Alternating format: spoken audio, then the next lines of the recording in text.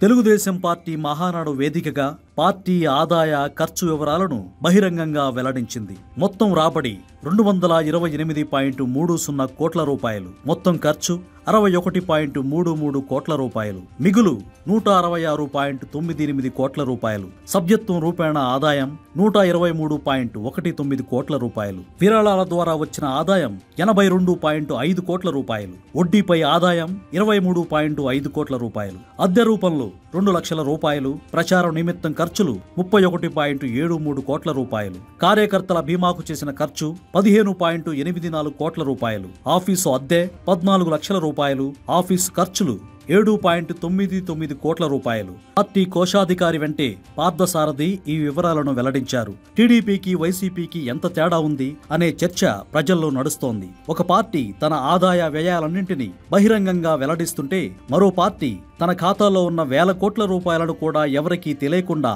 దారి మళ్లించిందంటూ మాట్లాడుకుంటున్నారు.